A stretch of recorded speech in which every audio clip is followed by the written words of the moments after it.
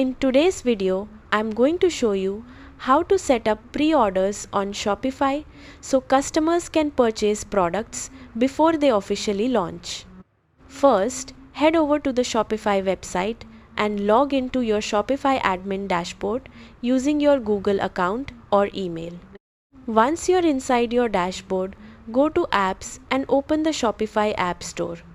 In the search bar, type Pre-order Now and install the app to your store.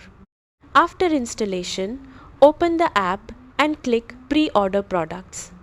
Now, search for the product you want to make available for pre-order and click the edit icon next to it. Enable the option called Enable Pre-order for this variant. Next, click Use Default Settings so your pre-order setup stays consistent across products. After that, click Save Settings.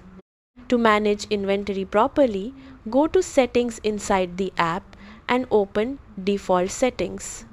Find the option for inventory management and enable it using the recommended method. Finally, click Save one more time to apply all your changes. Your product is now available for pre-order on your Shopify store. Thanks for watching.